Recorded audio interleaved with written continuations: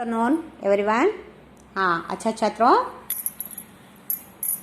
पिछली कक्षा में हम चिरापुंजी के बारे में थोड़ा मालूमात प्राप्त किए थे और आगे इस पाठ को बढ़ेंगे। आप सभी अपनी पाठ्य पुस्तक खोलिए, पुष्ट नंबर 41 यानी open your text book, page number 41 नोड़ಕೊಳ್ಳಿ। हाँ, श्री का यहाँ चिरापुंजी मेघालय नगर कैसा है कहते हो? तीन ऊंचे ऊंचे पर्वतों से घिरा हुआ है। पहला खासी पर्वत, दूसरा गारो पर्वत और तीसरा जयंतिया पर्वत। ये तीन ऊंचे ऊंचे पर्वतों से घिरा हुआ नगर मेघालय है। ಮೇಘಾಲಯ ಅಂದ್ರೆ ಮೇಘಗಳ ಮನೆ ಅಂತ ಹೇಳಿ ಕರಿತೇವೆ। ಅಂದ್ರೆ ತುಂಬಾನೇ ಬಾದಲೋं वाला नगर है। बहुत ಮೇಘಾಲಯ ಅಂತ ಹೇಳಿದ್ರೆ ಮೇಘಾಲಯ ಅಂದ್ರೆ बादलों का घर है। बादलों का घर तीन ऊंचे ऊंचे पर्वतों से जुड़ा हुआ है। इस नगर में यानी मेघालय अथवा चिरापुंजी में स्त्री का यहाँ मातृ प्रधानवाद कुटुंबಗಳಿವೆ। यहाँ पर हमारे कर्नाटक में पितृ प्रधान कुटुंब है ना। हमारे राज्य में, हमारे देश में, हमारे राज्य में कर्नाटक में हमारे पिता का ही चलता है। सब जवाबदारी, सभी जिम्मेदारियां, सभी बड़ापन, सभी हमारे परिवार में पिता का ही चलता है। पिता के अधीन में सभी रहना है। माता, बच्चे सभी पिता के अधीन में रहना है। यहाँ पर मेघालय यानी चिरापुंजी में स्त्री माता प्रधान कुटुंब है। वहाँ सभी को स्त्री के अधीन में रहना है। पुरुष और बच्चे सब लोग स्त्री के अधीन में रहना है। हर एक व्यापार, व्यवसाय, व्यापार वहीवाट सभी स्त्री करते हैं। ऊंच नीच खानदान के, अमीर गरीब सभी लोगों ने, बड़े खानदान के और अमीर गरीब सभी लोगों ने ವ್ಯಾಪಾರ करते हैं। सभी तरीके के व्यापार, ಹೂವಿನ ಅಂಗಡಿ ಆಗಲಿ, ಹಣ್ಣಿನ ಅಂಗಡಿ ಆಗಲಿ, ಎಲ್ಲ ಟೆಕ್ಸ್ಟರಿ ಅಂಗಡಿ ಆಗಲಿ, ಎಲ್ಲ ಬಟ್ಟೆ ಅಂಗಡಿ ಆಗಲಿ, ಪ್ರತಿಯೊಂದು ವ್ಯಾಪಾರ ಕೂಡ ಹೆಣ್ಮಕ್ಳು ಮಾಡ್ತಾ ಇದ್ವು। ಎಲ್ಲರೂ ಅಲ್ಲಿ ಸಾಯಂಕಾಲ ಆದ ತಕ್ಷಣ ತಮ್ಮ ಅಂಗಡಿಗಳಿಗೆ ಬಾಗಿಲನ್ನು ಹಾಕೊಂಡು ಮನೆಗೆ ಹೋಗ್ತಾ ಇದ್ವು। ಆದರೆ ಎಲ್ಲ ಸ್ತ್ರೀಯರು ಕೂಡ ವ್ಯಾಪಾರ ಮಾಡ್ತಾ ಇದ್ರು। ಅಲ್ಲಿ ಮೇಲು ಕೀಳಂತ ಇಲ್ಲ, ಶ್ರೀಮಂತ ಬಡವರು ಅಂತ ಇಲ್ಲ, ಮೇಲೆ ಅವಳು ಒಳ್ಳೆ ಮನೆತನದು, ಇವರು ಕೀಳು ಅನ್ನೋರಿಲ್ಲ, ಜಾತಿ ಭೇದತೆ ಇಲ್ಲ, ಎಲ್ಲರೂ ಕೂಡ ವ್ಯಾಪಾರ, ಎಲ್ಲ ಸ್ತ್ರೀಗಳು ವ್ಯಾಪಾರ ಮಾಡ್ತಾ ಇದ್ರು, ವ್ಯಾಪಾರ ವಹಿವಾಟನ್ನು ನೋಡ್ಕೊಳ್ತಾ ಇದ್ರು। ಮುಂದೆ ಏನಾಗುತ್ತೆ ನೋಡೋಣ। कुछ लोग बढ़कर संगम ने जीप रुकवा दी। कुछ आगे बढ़कर संगम ಅಂತ ಹೇಳಿದ್ರೆ ಅವರು ಅಧಿಕಾರಿ ಇದ್ರಲ್ಲ, ಇವರು ಲೇಖಕರು ಪ್ರದೀಪ್ पंत के साथ एक अफसर थे ಸಂಗಮ ಅಂತ ಹೇಳಿ। ಅವರು ಕೂಡ ಜೀಪ್ ಹೋಗುವಂತಹ ಜೀಪನ್ನು ತಡೆ ಹಿಡಿದ್ರು। हम सभी नीचे उतर गए।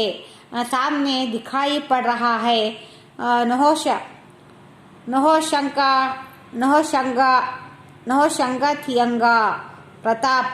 प्रपात, जो मांसमाई प्रपात के नाम से लोकप्रिय है। ये प्रपात ಸ್ವಲ್ಪ ಅವರು ಇವರು ಆಫೀಸರ್ ಇದ್ರ ಸಂಗಮ ಅಂತ ಹೇಳಿ ಅವರು ಜೀಪ್ ನಿಲ್ಸಕ್ಕೆ ಹೇಳಿದ್ರು। ಅಲ್ಲಿ ನೋಡಿದ್ರೆ ಒಂದು ದೊಡ್ಡ ಪ್ರಪಾತ ಅಂತ ಹೇಳಿ ಜಲಪಾತ ಸುರಿತಾ ಇತ್ತು। ಅದಕ್ಕೆ ಅದರ ಹೆಸರು ಮಾಂಸಮಾಯಿ ಅಂತ ಹೇಳಿ ಅಯ್ಯೋ ಮಾಂಸದ ಇದು ಅಂತ ಹೋಟ್ಲ್ ಅಂತ ಹೇಳಿ ತಿಳ್ಕೊಂಡಿದ್ರು ಅವರು। ಅಲ್ಲ, ಮಾಂಸಮಾಯಿ ಅಂತ ಹೇಳಿ ಜಲಪಾತದ ಹೆಸರದು। ಅಲ್ಲಿ ನೋಡಿ, ಅದು ऊंचे पहाड़ों से सैकड़ों फुट नीचे पानी लगातार बोरो-खड़ोक गिर रहा है। वो देखिए सामने रहा। बांग्लादेश संगमा के साथियों में से ये कहता है, अभी जब जीप से उतरे थे इन्हें धूप थी और अभी क्षण भर बाद ही बादल घिरे और हल्की वर्ष होने लगी। मैं संगम से आगे अपना पुराना सवाल दोहराता हूँ, क्या साल भर यहाँ वर्ष होती रहती है? संगम हंसते हुए कहते हैं, पंत साहब ये चिरापुंजी है। हाँ, ये एक बड़ा बहुत भारी जलपात है, उसका नाम मामसमाई। वो सैकड़ों सैकड़ों ಅಂದ್ರೆ ಕೋಟಿ ಸೈಕಡೋ ಕೋಟಿ ಗಟ್ಟಲೆ ಕೋಟಿ ಫೂಟ್ ಅಷ್ಟು ಮೇಲದಿಂದ ನೀರನ್ನು ರಭಸವಾಗಿ ಧುಮುಕ್ತಾ ಇತ್ತು. ಅದು ನೋಡ್ತಾ ಇದ್ವಿ. ಮುಂದೆ ಅವರು ಆ ಸಂಗಮ ಅಂತ ಆಫೀಸರ್ ಇದ್ರಲ್ಲ, ಅವ್ರ ಜೊತೆ ಇನ್ನಿಬ್ರು ಫ್ರೆಂಡ್ಸ್ ಇದ್ರು. ಅವರಲ್ಲಿ ನೋಡಿ ಮುಂದೆ ಕಾಣ್ತಿದೆಯಲ್ಲ, ಅದೇ ಬಾಂಗ್ಲಾದೇಶು ಅಂತ ಹೇಳಿ ಬಾಂಗ್ಲಾದೇಶನ್ನ ತೋರಿಸಿದ್ರು. Name of the place Bangladesh, ಅದು ತೋರಿಸಿದ್ರು. ಈಗ ಸ್ವಲ್ಪ ಸ್ವಲ್ಪ ಇದಿತ್ತು, ಬಿಸಿಲಿತ್ತು. ಈಗ ಆಲೆ ಮೋಡ ಮುಚ್ಕೊಂಡಿದೆಯಲ್ಲ, ಸ್ವಲ್ಪ ಇದು ತಣ್ಣನೆ ಗಾಳಿ ಬೀಸಿ ಸ್ವಲ್ಪ ಸ್ವಲ್ಪ ಮಳೆ ಹನಿ ಬೀಳ್ತಾ ಇದೆಯಲ್ಲ. ಅಯ್ಯೋ, ಇಲ್ಲಿ ಇಡೀ ವರ್ಷವೆಲ್ಲ ಮಳೆ ಬರುತ್ತಾ ಅಂತ ಕೇಳ್ತಾ ಇದಾರೆ. ಮತ್ತೆ ಪ್ರದೀಪ್ ಪಂತ್ ಜಿ, ಏ ಚಿರಾಪುಂಜಿ ಹೇ, ಚಿರಾಪುಂಜಿ ಮಳೆಗೆ ಫೇಮಸ್ ಆಗಿರುವಂತಹ ನಗರ ಇದು. ಚಿರಾಪುಂಜಿಯಲ್ಲಿ ಯಾವಾಗಲೂ ಮಳೆ ಸುರುತ್ತಾ ಇರುತ್ತೆ ಸಾಹೇಬ್ರೆ, ಇದು ಚಿರಾಪುಂಜಿ ನೆನಪಿಟ್ಕೊಡಿ ಅಂತ ಹೇಳಿ ಆಫ್ಸರ್ ಹೇಳ್ತಾರೆ. ख्याल आया ये चिरापुंजी है, समुद्र की सतह से कोई 1300 मीटर ऊपर, जो विश्व में सबसे अधिक वर्ष वाले स्थान के लिए प्रसिद्ध है. ನಂಗೆ ಗೊತ್ತಾಯ್ತು, ಈಗ ನೆನಪಾಯ್ತು ಚಿರಾಪುಂಜಿ ಬಂದಿದ್ದೀವಿ ಅಂತ. ಚಿರಾಪುಂಜಿಯಲ್ಲಿ ಮಾತ್ರ ಯಾವಾಗಲೂ ಮಳೆ ಸುರುತ್ತಾ ಇರುತ್ತೆ. ವರ್ಷದ 12 ತಿಂಗಳು ಕೂಡ ಪ್ರತಿ 24 ಗಂಟೆ ಕೂಡ ಮಳೆ ಸುರಿಯುವಂತಹ ನಗರ ಇದು. ನಾನು ಮರ್ತಿದ್ದೆ, ಚಿರಾಪುಂಜಿಗಲ್ವ ನಾವು ಬಂದಿರೋದು. ಸಮುದ್ರಕ್ಕೆ ತರಹ ಸಮುದ್ರದ ಮೇಲೆ 13 ಕಿಲೋಮೀಟರ್ ಮೇಲೆ ಹೋದರೆ ವಿಶ್ವದಲ್ಲಿ ಅಧಿಕ ಮಳೆ ಬರುವಂತಹ ಸ್ಥಾನ ಚಿರಾಪುಂಜಿಗೆ ಬಂದಿದ್ದೀವಲ್ಲ ನಾವು ಅಂತ ಹೇಳಿ ನೆನಪಾಯಿತು ಅಂತ ಹೇಳ್ತಾ ಇದ್ದಾರೆ. ಹಮ್ ಲೋಗ್ ಕಭಿ ಕಲ್ ಛಲ್ करते प्रपात को निहार रहे हैं, कभी पानी से घिरे बांग्लादेश के भूभाग को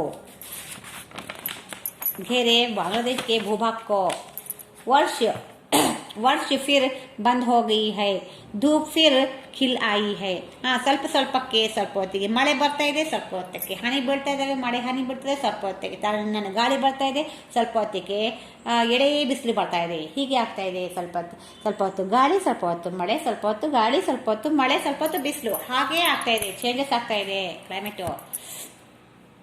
इसी तरह वर्ष धूप कोहरे की लुका छिपी का खेल चलता रहा है. यहाँ हम लोग अब जीप से बैठकर लौट रहे हैं. संगम रास्ते में खासी जयंतिया और गारो पहाड़ियों के लोगों के बारे में बताने लगते हैं. वे कहते हैं खासियों को यहाँ सम्मान की दृष्टि से देखा जाता है. करीब 6 लाख गारो लोगों की मातृभूमि है. गारो पर्वतमालाएं यहाँ माना जाता है कि गारो समूह बूढ़ों जाति का अंग है. बोडो जाति का अंग है. नोक्रेम खासियों का प्रमुख नृत्य है. नोक्रेम खासियों का प्रमुख नृत्य है. जयंतिया पहाड़ियों के उत्सव का नाम है. बेहडन खलाम. आगे चलकर एक स्थान पर जीप रुकती है. हम उतरते हैं. बंगाल में एक गोलाकार विशाल पत्थर है. संगमा बताते हैं ये प्राकृतिक विश्वलिंग है. सचमुच यहाँ प्रकृति का आश्चर्य है. और आश्चर्य तो मामसमाई गांव की गुफाएं भी हैं. हमारी जीप इन गुफाओं के पास रुकती है. गुफाएं इतनी अंधेरी हैं कि मशाल या टॉर्च जलाए बिना उनमें प्रवेश नहीं कर सकते. संगम का एक साथी कहता है हमने मशालें जला ली हैं और हम गुफाओं के अंदर आगे बढ़ रहे हैं. अगल बगल ऊपर नीचे पत्थर, सदियों से ये गुफाएं इसी तरह हैं और बहुत दूर तक चली गई है. हम लोग कुछ दूर जाकर लौट पड़ते हैं. जैसे आश्चर्य लोक से लौट रहे हैं। हाँ, ಇಲ್ಲಿ ನೋಡಿ, ಸ್ವಲ್ಪ दूर ಹೋದ್ಮೇಲೆ ಅಲ್ಲಿ हम लोग अब जीप से बैठकर लौट रहे हैं। संगमा रास्ते में खासी जयंतिया और गारो पहाड़ियों के लोगों के बारे में ಅಲ್ಲಿನ ಬುಡಕಟ್ಟು ಜನಗಳ ಬಗ್ಗೆ ಹೇಳ್ತಾ ಇದ್ರು। ಯಾರು? ಸಂಗಮ ಆಫೀಸರ್ ಇದ್ರಲ್ಲ ಅವರು। खासियों को ये सम्मान की दृष्टि से देखा जाता है। खासियों ಪರ್ವತ ಇದೆಯಲ್ಲ, ಆ ಜನಗಳಿಗೆ ತುಂಬಾ गौरवान्वितವಾಗಿ ನೋಡ್ತಾರೆ। मातृभूमि है उनके गारों का, वो लोगों का वो मातृभूमि है। गारों वर्तन मालाएं ये माना जाता है। ಇಲ್ಲಿ समूह बड़ो जाति का अंग है। नौगक्रेम खासियों का प्रमुख ನೃತ್ಯ है। ಖಾಸಿಯ ಪರ್ವತದ ಜನಗಳಿದಾವಲ್ಲ, ಅದಕ್ಕೆ ಡ್ಯಾನ್ಸು ನೋಗೋಕ್ರೋಮ್ ನಮ್ದು ಹೇಗೆ ಭರತನಾಟ್ಯ ಇದೆಯಲ್ಲ ಹಾಗೆ ನೋಗೋಕ್ರೋಮ್ ಅಂತ ಹೇಳಿ ಅವರ ನಗರದ ಅದು ಡ್ಯಾನ್ಸು, ಅದು ಪ್ರಸಿದ್ಧವಾಗಿದೆ। ಜಯಂತಿಯ ಪಹಾಡಿಯೋಂಕೆ ಉತ್ಸವ ಕಾ ನಾಮ್ ಹೈ ಬೆಹಡನ್ ಖಲಾಮ್ ಅಂತ ಹೇಳಿ ಅವರ ಉತ್ಸವ ಇದು ಪ್ರೋಗ್ರಾಮ್ ಮಾಡ್ತಾರೆ, ಉತ್ಸವ ಮಾಡ್ತಾರೆ, ಹಬ್ಬ ಮಾಡ್ತಾರೆ। ಆ ಹಬ್ಬದ ಹೆಸರು ಬೆಹಡನ್ ಖಲಾಮ್ ಅಂತ ಹೇಳಿ। ಆ ಪಹಾಡಿ ಜನಾಂಗದವರು ಆ ಡ್ಯಾನ್ಸ್ ಅನ್ನ ಮಾಡ್ತಾರೆ। ಆಗೆ ಚಲ್ಕರ್ ಏಕ್ ಸ್ಥಾನ್ ಪರ್ ಜೀಪ್ ರುಕ್ತಿ ಹೈ, ಸ್ವಲ್ಪ ದೂರ ಹೋಗಿ ಅಲ್ಲೇ ಸ್ಟಾಪ್ ಮಾಡ್ತಾರೆ ಜೀಪ್। ಯಾಕಂತ ಹೇಳಿದ್ರೆ ಸುರಂಗಗಳಿವೆ ಅಲ್ಲಿ, ಮಹಾ ಕುಹುಫೆ ಅಂತ ಹೇಳಿದ್ರೆ ಸುರಂಗ ಮಾರ್ಗ ಇದೆ, ತುಂಬಾನೇ ದೂರ ಸುರಂಗ ಮಾರ್ಗ ಇದೆ, ಅಲ್ಲಿ ಹೋಗಕ್ಕೆ ಸಾಧ್ಯ ಇಲ್ಲ। ಹೋಗ್ಬೋದು, ಆದ್ರೆ ತುಂಬಾನೇ ಕತ್ಲಿದೆ ಅಲ್ಲಿ। ಮಶಾಲ್ ಅಲ್ಲಿ ಪಂಜು ಹಿಡ್ಕೊಂಡು ಹೋಗ್ಬೇಕು, ಇಲ್ಲಾಂದ್ರೆ ಟಾರ್ಚ್ ಹಾಕೊಂಡೇ ಹೋಗ್ಬೇಕು, ಇಲ್ಲಾಂದ್ರೆ ಹೋಗ್ಲಿಕ್ಕೆ ಸಾಧ್ಯ ಇಲ್ಲ ಅಂತ ಹೇಳ್ತಾರೆ। ಆಗ್ಲಿ ನಾವು ಪಂಜು ಹಾಕೊಂಡು ಹೋಗೋಣ, ಪಂಚು ಹಿಡ್ಕೊಂಡು ಹೋಗೋಣ ಅಂತ ಹೇಳಿ ಅವರು ಇನ್ನೊಬ್ರು ಸ್ನೇಹಿತರು ಹೇಳ್ತಾರೆ। ಪಂಚು ಹಿಡ್ಕೊಂಡು ಸ್ವಲ್ಪ ದೂರ ಹೋಗ್ತಾರೆ, ಭಾರಿ ದೂರ ಇರುತ್ತದೋ, ತುಂಬಾನೇ ದೂರ ಇರುತ್ತೆ, ಮತ್ತೆ ವಾಪಸ್ಸು ಬಂದ್ಬಿಡ್ತಾರೆ ಆ ಗೂಫೆ ಅಂತ ಹೇಳಿದ್ರೆ ಸುರಂಗ ಮಾರ್ಗ ಅಂತ ಹೇಳಿ, सुरंग मार्ग के गुफे ಅಂತ ಹೇಳಿ ಕರೀತಾರೆ ಹಿಂದಿಯಲ್ಲಿ। आ गुफे यानी रास्ते में जाकर बहुत अंधेरा रहने की वास्ते थोड़ी दूर जाकर और वापस पलट जाते हैं। गुफाओं इतनी अंधेरी ही मशाल या टार्च लेकर जाते हैं, मशाल में जाकर वापस आते हैं। सदियों से ये गुफे इसी तरह हैं। ಎಲ್ಲ ಪ್ರಾಚೀನ ಕಾಲದಿಂದಲೂ ಇದು ತುಂಬಾ ಕತ್ತಲಿರುವಂತಹ ತುಂಬಾ ತುಂಬ ಭಯಂಕರವಾದ ರಸ್ತೆ ಆಗಿದೆ। ಇಲ್ಲಿ ಟಾರ್ಚ್ ಅಥವಾ ಪಂಚು ಹಿಡ್ಕೊಳ್ದೆ ಹೋಗಕ್ಕೆ ಸಾಧ್ಯನೇ ಇಲ್ಲ, ತುಂಬಾ ದೂರನೂ ಇದೆ। ಇಲ್ಲಿ ತುಂಬಾ ಪ್ರಾಚೀನ ಕಾಲದಿಂದಲೂ ಈ ಸುರಂಗ ಮಾರ್ಗ ಇದೆ, ಇಲ್ಲಿ ಸ್ವಲ್ಪ ದೂರ ಹೋಗಿ ನೋಡ್ಕೊಂಡು ಬಂದ್ಬಿಡೋಣವಾ ಅಂತ ಹೇಳಿ ಹೋಗ್ತಾ ಇದ್ದಾರೆ। इसमें ये चिरापुंजी की सैर हो गई। यहाँ के चिरापुंजी की सैर प्रदीप पंत जी, ये चिरापुंजी पाठ का लेखक है, पाठ के लिखने वाले लेखक है।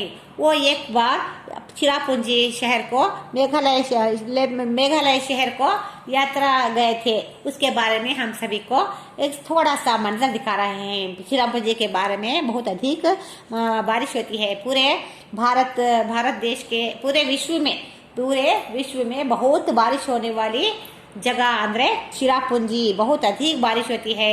साल के 12 महीने भी बारिश होती है, दिन के 24 घंटे भी बारिश होती है। थोड़ी धूप थोड़ी बारिश, थोड़ी धूप थोड़ी हवा थोड़ा बारिश, हर एक मिनट को बारिश होती है। बहुत तेज से बारिश होती है वहाँ, इसीलिए वहाँ के लोग कभी भी गर्म रहते हैं, स्वेटर पहनते हैं, छाता रखते हैं। छाता ಅಂದ್ರೆ ಛತ್ರಿ, ಯಾವಾಗಲೂ ತನ್ನ ಪ್ರಾಣ ಪದಕ ಅನ್ನುವ ಹಾಗೆ ಜೋಪಾನ ಮಾಡಿ ಇಟ್ಕೊಳ್ತಾರೆ, ಯಾವಾಗಲೂ ಕೂಡ ಸ್ವೆಟ್ರು ಹಾಕ್ಕೊಂಡಿರ್ತಾರೆ, ಬೆಚ್ಚಿನ ಇರ್ತಾರೆ ಅವರು, ಯಾವಾಗಲೂ ಕೊಡೆಯನ್ನು ಉಪಯೋಗಿಸ್ತಾ ಇರ್ತಾರೆ। ಅಲ್ಲಿನ 3 ಪರ್ವತ ಶ್ರೇಣಿಗಳುಂಟು। ಮೇಘಾಲಯ ಅಂತ ಹೇಳಿದ್ರೆ ಮೇಘಗಳ ಮನೆ, ಅಂದರೆ ಬಾದಲೋಂಕ ಘರ್ ಅಂತ ಹೇಳಿ ಕರಿತೀವಿ। ಮೇಘಗಳ ಮನೆ ಅಂದರೆ ಬಾದಲೋಂಕ ಘರ್ ಅಂತ ಹೇಳಿ ಕರಿತೀವಿ। ಹಗಲೆಲ್ಲ ಮಳೆ ಬರುವ ಮೇಘಾಲಯದಲ್ಲಿ 3 ಊಂಚಿ ಪಹಾಡಿಯಾ ಹೈ। ಯಾವುದಾದ್ರು ಮೊದಲನೇದು ಖಾಸಿ ಪಹಾಡ್ ಅಂತ ಹೇಳಿ ಖಾಸಿ ಪರ್ವತ್, ಎರಡನೇದು ಗಾರೋ ಪರ್ವತ್, ಮೂರನೇದು ಜಯಂತಿಯ ಪರ್ವತ ಅಂತ ಹೇಳಿ ಊಂಚೆ ಎತ್ತರವಾಗಿರುವಂತಹ 3 ಪರ್ವತ ಶ್ರೇಣಿಗಳಿಂದ ಕೂಡಿರುವಂತಹ ಮೇಘಾಲಯ ನಗರ। ಇದು ಪರ್ವತಗಳು ಎಲ್ಲಿ ತನಕ ತುಂಬಾನೇ ಉದ್ದವಾಗಿದ್ದು ಆಕಾಶವನ್ನು ಮುಟ್ತಾ ಇದ್ದಾವೇನೋ ಅನ್ಬೇಕು, ಅಷ್ಟು ಉದ್ದವಾಗಿರುವ ಊಂಚಾ ಪಹಾಡಿಯ ಇಲಾಖಾ ಹೈ ಓ ಮೇಘಾಲಯ। देखने के लिए बहुत सुंदर है। देखने के लिए चिरापुंजी बहुत सुंदर है। कहाँ भी हरा भरा समा है, फूलों पौधों का समा है। ಎಲ್ಲಿ ನೋಡಿದ್ರು ಅಲ್ಲೂ ಹಚ್ಚ ಹಸಿರಿನ ವಾತಾವರಣ. ಆದರೆ ನಮಗೆ ಅಲ್ಲಿ ಹೋಗಲಿಕ್ಕೆ ಆಗಲ್ಲ. ಯಾಕಂದರೆ ಯಾವಾಗಲೂ ಮಳೆ ಹಿಡ್ಕೊಂಡಿರುತ್ತಲ್ಲ, ನಮಗೆ ಮಳೆ ಅಂದರೆ ಫಸ್ಟೇ ಆಗಲ್ಲ. ಮಳೆ ಅಂದರೆ ಯಾವಾಗಲೂ ಹಿಡ್ಕೊಂಡಿರೋವಂಥ ಮಳೆ ನಮಗೆ ಇಲ್ಲಿ ನಾವು ಬೆಚ್ಚಗಿದ್ದು ಅಭ್ಯಾಸ ಆಗಿಬಿಟ್ಟಿದೆ. ಅಲ್ಲಿ ಭಾರಿ ಮಳೆ ಅಲ್ಲ, ಹಗಲೆಲ್ಲ ಮಳೆ ಅಂದರೆ ತುಂಬಾ ಬೇಜಾರಾಗುತ್ತೆ ನೋಡೋಕ್ಕೆ. ಸುಮ್ಮನೆ ಹೀಗೆ ನೋಡಿ ಹಿಂಗೆ ಬರ್ಬೋದು ಅಂದರೂ ಅಷ್ಟು ದೂರ ಹೋಗ್ಬೇಕಲ್ವಾ ಚಿರಾಪುಂಜಿ. ಆದರೆ ನೀವು ಹೋಗಿ ನೋಡ್ಕೊಂಡು ಬನ್ನಿ. ಚಿರಾಪುಂಜಿ ತುಂಬ ಸುಂದರವಾಗಿರುವಂತಹ ಸ್ಥಳ, ಯಾತ್ರಿಕ ಸ್ಥಳವಾಗಿದೆ ಚಿರಾಪುಂಜಿ. ಚಿರಾಪುಂಜಿ ವಿಶ್ವ ಮೇ ಅಧಿಕ ವರ್ಷ ಹೋನೆ ವಾಲಾ ಏಕ ಸ್ಥಾನ ಹೈ. ಅಂದರೆ ಚಿರಾಪುಂಜಿಯಲ್ಲಿ ವಿಶ್ವದಲ್ಲಿ ಅತ್ಯಂತ ಮಳೆಯಾಗುವಂತಹ ಸ್ಥಾನ ಅಂದರೆ ಚಿರಾಪುಂಜಿ ಒಂದೇ. ನೋಡೋಕ್ಕೂ ತುಂಬ ಹಗಲೆಲ್ಲ ಯಾವಾಗಲೂ ಮಳೆ ಬರುತ್ತೆ ಅಂತ ಹೇಳಿದ್ರೆ ಹಚ್ಚ ಹಸಿರೇ ಇರುತ್ತಲ್ಲಿ ಅಲ್ವಾ. ಯಾವಾಗಲೂ ಹಚ್ಚ ಹಸಿರಾಗೇ ಇರುತ್ತೆ. ನೋಡಲಿಕ್ಕೆ ತುಂಬ ಸುಂದರವಾಗಿರುವ ನಗರವಾಗಿದೆ. ಅಲ್ಲಿ ನಮ್ಮ ಕರ್ನಾಟಕದಲ್ಲಿ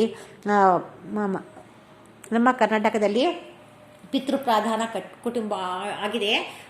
ಅಂದರೆ ನಮ್ಮ ತಂದೆಯವರಿಗೆ ಎಲ್ಲ ಜವಾಬ್ದಾರಿ ಅವರ ಅಧೀನದಲ್ಲಿ ನಮ್ಮ ತಾಯಿ ಮತ್ತು ಮಕ್ಕಳಿರ್ತಾರೆ ಇಲ್ಲಿ. ಆದರೆ ಅಲ್ಲಿ ಮಾತ್ರ ಮಾತೃಪ್ರಧಾನ ಕುಟುಂಬ, ತಾಯಿಯದೇ ಅಲ್ಲಿ ಹೆಚ್ಚು ಆಡಳಿತ ಅಂತ ಹೇಳಬಹುದು. ಅವ್ರದೇ ಜವಾಬ್ದಾರಿ. ಎಲ್ಲ ಬೇಕು ಬೇಡಗಳನ್ನೇ ಅವರೇ ನೋಡ್ಕೊಳ್ತಾರೆ. ಎಲ್ಲ ವ್ಯಾಪಾರ ವಹಿವಾಟುಗಳನ್ನು ಅವರೇ ನೋಡ್ಕೊಳ್ತಾರೆ. ಹೊರಗೆ ಗಂಡ್ಮಕ್ಕಳಾಗಿ ದುಡಿತಾರೆ ಮತ್ತು ಒಳಗೆ ಹೆಣ್ಮಕ್ಕಳಾಗಿ ದುಡಿತಾರೆ ಅವರು.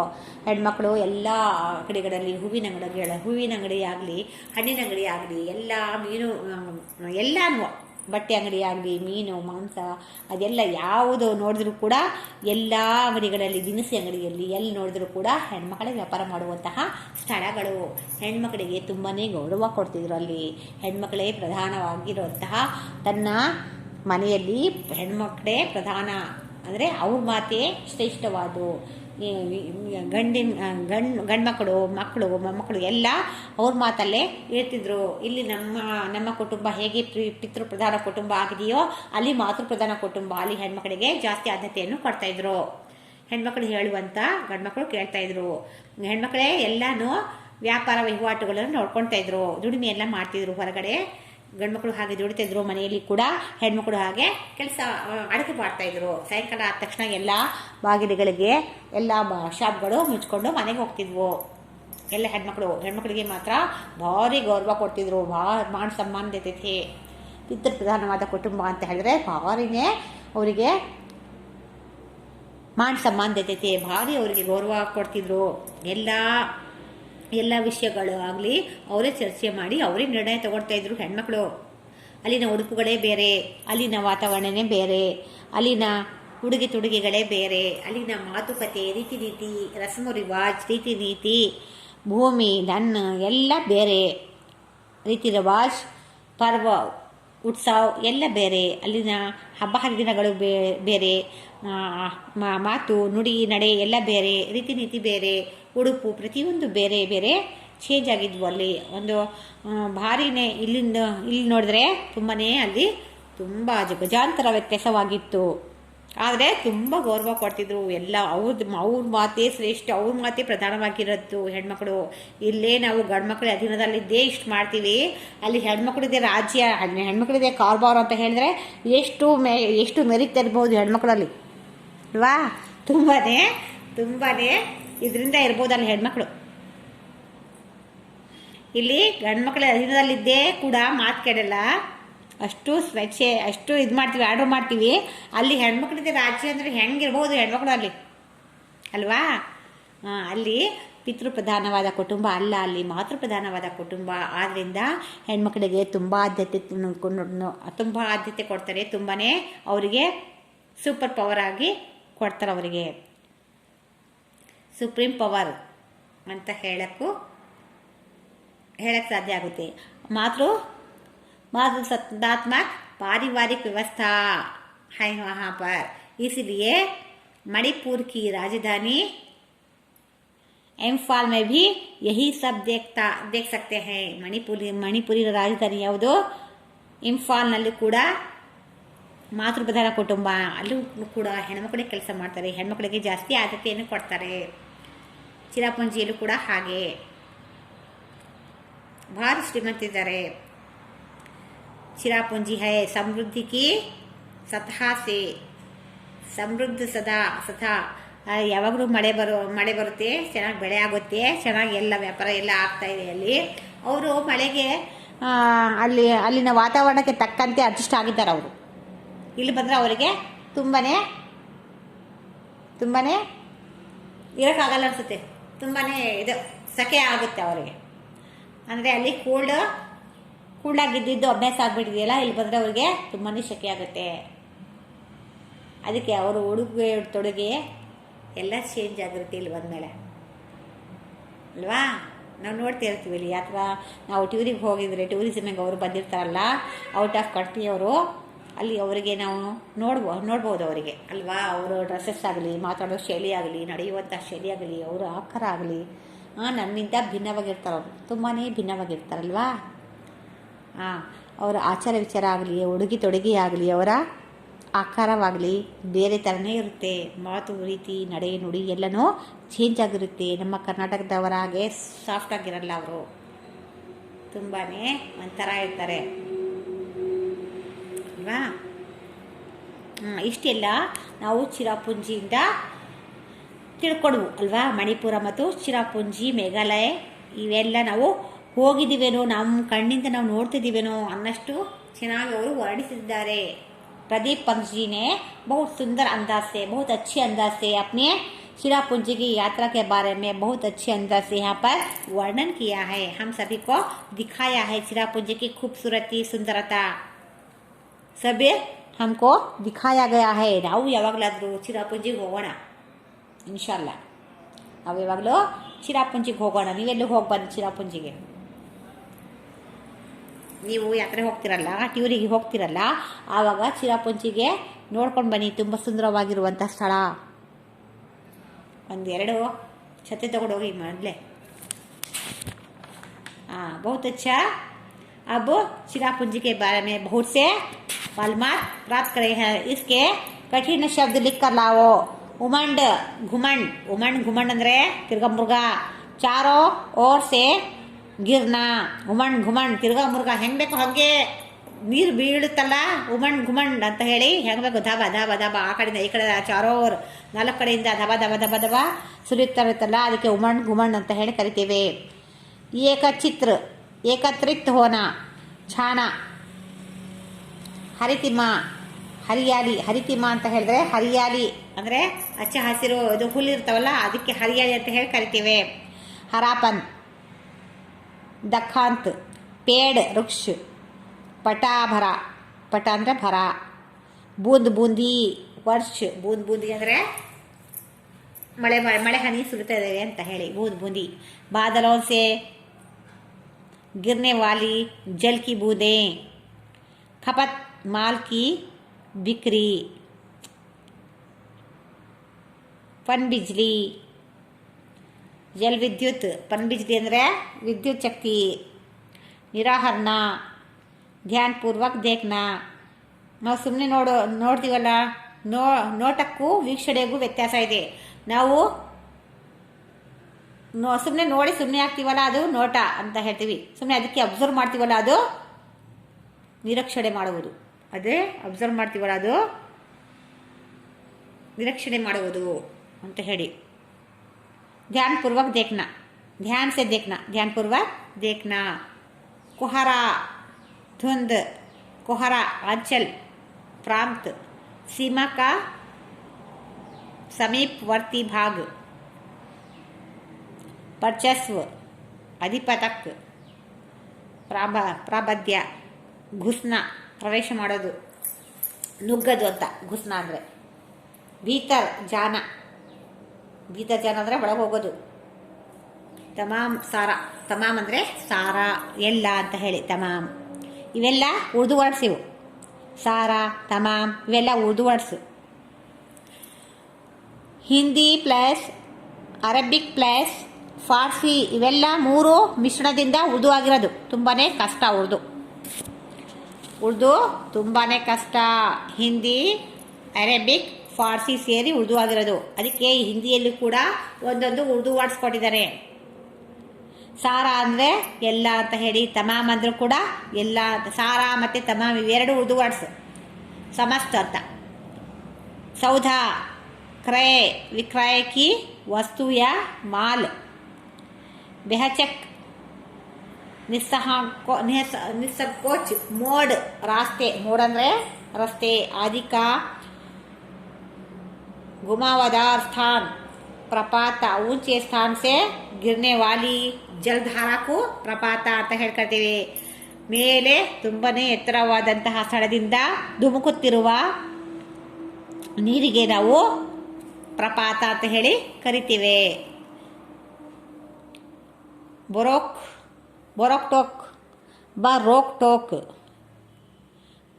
टोक बिना किसी रुकावट के, ತಡೆ ಇಲ್ಲದ ದಾರಿ ಅಂತ ಹೇಳಿ.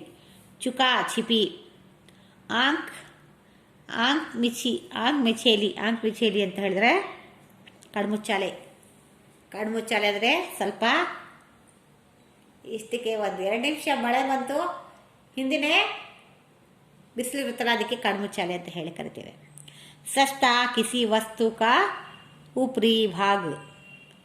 मशाल एक प्रकार की मोटी बत्ती जो लकड़ी पर कपड़ा लपेटकर अधिक प्रकाश के लिए जलाई जाती है. मशाल ಕೈಯಲ್ಲಿ ಹಿಡುವಂಥ ಪಂಜು ಅಂತ ಹೇಳ್ತಾರಲ್ವಾ, ಆ ಪಂಜಿಗೆ ಮಶಾಲ್ ಅಂತ ಹೇಳಿ ಕರಿತೀವಿ ಹಿಂದಿಯಲ್ಲಿ.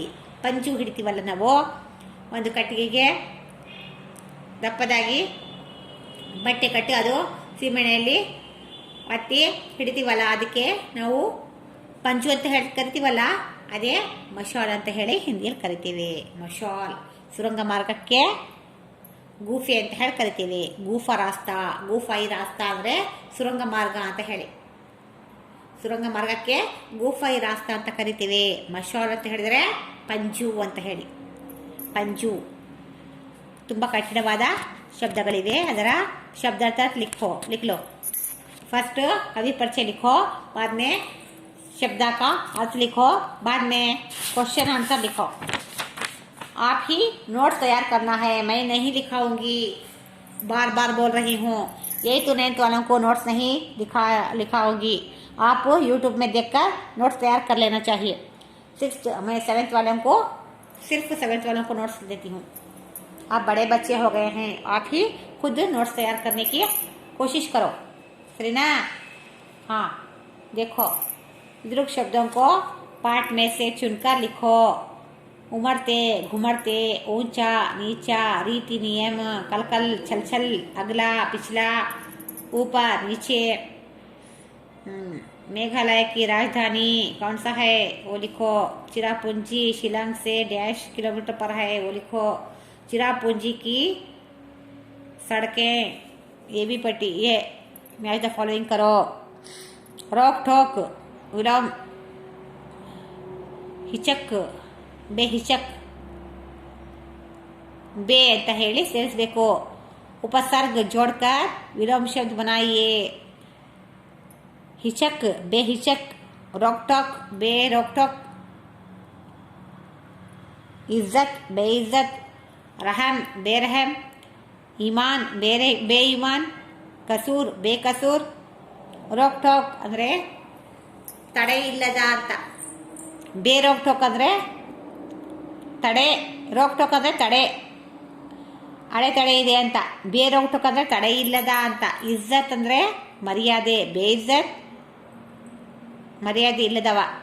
ರಹಮ್ ಅಂದರೆ ಕರುಣೆ, ಬೇರಹಮ್ ಕರುಣೆ ಇಲ್ಲದವ. ಇಮಾನ್ ನಿಮಗೆ ಭ್ರಮ ಇದೆಯಾ, ಮನಸ್ಸಾಕ್ಷಿ ಇದೆಯಾ? ಇಮಾನ್. ಬೇಯಿಮಾನ್ ಅಂದರೆ ಮನಸ್ಸಾಕ್ಷಿ ಇಲ್ಲದವ. ಕಸೂರ್ ಅಂದರೆ ಅಪರಾಧಿ, ಬೇಕಸೂರ್ ಅಂದರೆ ನಿರಪರಾಧಿ. ವಫಾ ಬೇವಫಾ. ಶಾಕ್ ಬೇಶಕ್ ಶಕ್ ಬೇಶಕ್. ವಫಾ ಅಂದರೆ ಏನಂತಾರೆ ಕನ್ನಡದಲ್ಲಿ? ಸ್ವಾರ್ಥಿ. ಹಾಂ, ವಫಾ ಅಂದರೆ ಸ್ವಾರ್ಥ, ನಿಸ್ವಾರ್ಥ. ಬೇವಫಾ ಅಂದರೆ ಸ್ವಾರ್ಥಿ. ಶಕ್ ಅಂದರೆ ಡೌಟು, ಬೇಶಕ್ ಡೌಟ್ ಇಲ್ಲದ. ತಾಜ್ ಅಂದರೆ ಕಿರೀಟ, ಬೇತಾಜ್ ಕಿರೀಟ ಇಲ್ಲದವ. ಸಹಾರಾ ಅಂದರೆ ಇನ್ನೊಬ್ಬರಿಗೆ ಪರಾವಲಂಬ ಅಂತ ಹೇಳಿ. ಬೇಸಹಾರ ಸ್ವಾವಲಂಬಿ. ಕಾಬು ಕಾಬು ಅಂದರೆ ನನಗಂತೂ ಇದು ಮಾಡೋಕ್ಕಾಗ್ತಾ ಇಲ್ಲ, ತಾಳ್ಮೆ ಇಲ್ಲ ಅಂತ ಹೇಳಿ. ಬೇಕಾಬು ಅಂದರೆ ತಾಳ್ಮೆ. ಕಾಬು ಅಂದರೆ ತಾಳ್ಮೆ ಇದ್ದವನು, ಬೇಕಾಬು ಅಂದರೆ ತಾಳ್ಮೆ ಇಲ್ಲದವ ಅಂತ. ಇದನ್ನೆಲ್ಲ ನೀವು ಬರೀರಿ ಕೂತ್ಕೊಂಡು, ನೋಟ್ಸ್ ಮಾಡಿ. चुटकुला. चुटकुला ಅಂದರೆ जोक्स. एक आदमी सड़क पर जा रहा था. एक आदमी सड़क पर जा रहा था. तभी वर्षा होने लगी. रुकने के बजाय घर जल्दी पहुंचने की आशा में वो चलता ही रहा. कुछ दूर चलने पर पैर फिसल जाने के कारण गिर गया. उसी समय आकाश में बिजली चमकी. अनुरूपता. कर्नाटक, बेंगलुरु, मेघालय. कर्नाटक, बेंगलुरु, मेघालय. मणिपुर. शिलांग, मेघालय, शिलांग. राजस्थान, रेत का प्रदेश. मेघालय, बादलों का प्रदेश. मणिपुर, इम्फाल, बांग्लादेश. इसका ये लिखना है. नवक्रेम नृत्य. बेहडन खालाम, यहाँ का उत्सव. दो वर्णों के मेल से उनके मूल रूप में जो परिवर्तन या विकार आ जाता है वो संधि कहलाता है. संधि के 3 भेद हैं: स्वर संधि, व्यंजन संधि, दीर्घ विसर्ग संधि. स्वर संधि 2 स्वरों के मेल से होने वाले परिवर्तन को स्वर संधि कहते हैं. आप सभी ग्रामर पॉइंट्स अच्छे से ध्यान से लिखकर पढ़ना चाहिए. आप 9वीं कक्षा को आए हैं, बहुत बड़े बच्चे. अगले बार एसएसएलसी को जाने वाले हैं. स्वर संधि के 5 भेद हैं, ये सभी अच्छे से पढ़ना चाहिए. संधि grammar points is very important. मैं बार बार बोलती हूँ आप सभी को, हर एक भी ग्रामर पॉइंट्स मिस किए बिना सीख लेना चाहिए. पर्यावरण बचाओ. हाँ, ये सभी आपको ही नोट्स यूट्यूब में देखकर तैयार करना चाहिए. आप सभी नोट्स मैं कौन कौन सा पाठ कराती हूँ, जब पूरी नोट्स देखकर यूट्यूब में लिखकर तैयार करके ग्रुप में डालो. नोट्स ग्रुप में डालो, देखेंगे. हाँ, आप सभी को धन्यवाद छात्रों. आप घर पर बैठकर इधर उधर की बातें, इधर उधर घूमना, ये सब छोड़कर अच्छे से पढ़ लिया करो. ग्रामर तो बहुत है आप सभी को, ग्रामर पॉइंट्स कुछ भी नहीं, सब भूलकर बैठे हैं. अच्छे से ज्ञान से पढ़कर याद करो, समझने की कोशिश करो. याद मत करना, ಬೈಹಾಟ್ ಮಾಡಬೇಡಿ. ಗಿಡಿಪಾಠ ಬೇಡ ನಮಗೆ. ಅರ್ಥ ಮಾಡ್ಕೊಂಡು ಬರೆಯೋಕ್ಕೆ प्रयत्न पड़ी. अच्छा छात्रों, आप सभी को धन्यवाद.